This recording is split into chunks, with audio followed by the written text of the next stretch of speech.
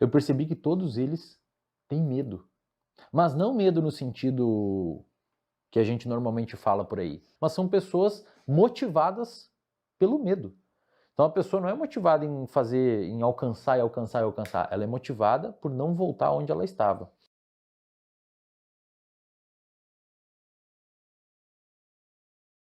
Essas pessoas de alta performance que me procuram para atendimento, para organizar algum parâmetro específico da vida, eu comecei a perceber que essas pessoas têm um padrão. E principalmente um padrão específico no que diz respeito à interpretação e à resposta ao medo. Então o que eu comecei a perceber? Que todas as pessoas de alta performance que eu atendi até hoje, e alta performance, entenda, cognitiva, intelectual, psicológica, porque para você ter alta performance no esporte, você tem que ter um psicológico muito alinhado para conseguir lidar com aquela situação de estresse. Eu percebi que todos eles têm medo. Mas não medo no sentido que a gente normalmente fala por aí. Um medo de perder o que já conquistou e voltar num lugar que antes eles estavam. Muitas vezes, um lugar que passava muita dificuldade, um lugar que não conseguia fazer as suas realizações ou colocar em prática os seus desejos, ou muitas vezes ajudar as pessoas que queriam ajudar na família, etc. Então, o que eu comecei a perceber? E aí até é importante falar isso, que muitas vezes as pessoas distorcem um pouco o que é a população de alto rendimento, principalmente quando envolve dinheiro, né? Que é uma coisa meio que confusa na cabeça do brasileiro. É meio confuso o jeito que a gente lida com dinheiro. Essas pessoas eu comecei a perceber que elas não são, na realidade, ambiciosas por querer mais uma recompensa. Elas são ambiciosas para não voltar onde estavam. E quando você se comporta para evitar voltar aonde você estava, isso impulsiona você para frente. Então, vou te dar um exemplo natural. Imagina que você está andando na rua e você é uma pessoa que tem muita dificuldade de fazer atividade física. Você tem muita dificuldade, não consegue correr, não consegue fazer exercício e tal.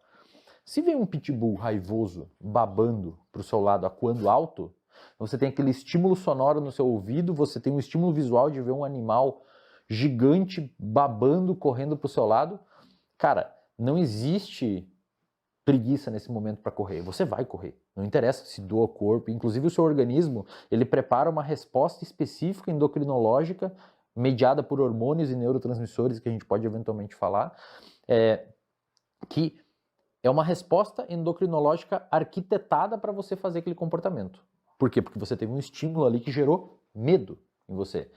Essas pessoas de alta performance têm mais ou menos essa resposta em um nível mais baixo. Claro que elas não têm taquicardia sempre que tem que tomar uma decisão ou um estresse bizarro, mas são pessoas motivadas pelo medo. Então a pessoa não é motivada em fazer, em alcançar e alcançar e alcançar. Ela é motivada por não voltar onde ela estava.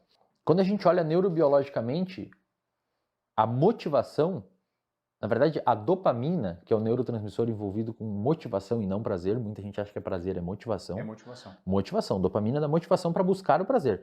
Só que aí tem uma coisa na dopamina que muitas pessoas não entendem quando vão estudar sobre dopamina. A dopamina, ela existe para gerar motivação para você buscar uma recompensa. Então eu digo para você que você está com muita fome agora. Muita fome. Você é um caçador-coletor lá na savana africana morrendo de fome. Eu falo pra você, tem um pé de laranja depois daquele rio. Cara, a sua dopamina vai subir para você buscar a recompensa que é a laranja. Sempre previamente, isso tem bons estudos demonstrando, sempre previamente. Quando você comeu a laranja, já nem tem dopamina no seu cérebro. Ela aumenta para você buscar a laranja, tá? Só que a dopamina aumenta numa outra situação. Se não existiu o pé de laranja, mas existiu um rio e tiver um leão correndo atrás de você, a dopamina aumenta para você cruzar o rio também.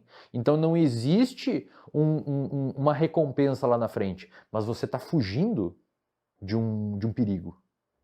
E isso faz a dopamina aumentar. Então dopamina e, portanto, motivação existem dois cenários, para você buscar uma recompensa e para você fugir de um perigo. Na minha experiência clínica, atendendo essa população, a dopamina deles aumenta na segunda situação, para fugir de um perigo.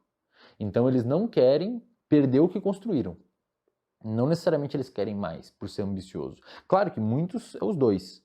Mas o que eu tenho visto, e isso é muito curioso, me impactou bastante, porque muitas vezes a gente acha, pô, o cara é ambicioso, ele já tem 5 milhões na conta e quer 10. Não é que ele quer 10, ele não quer ter 2.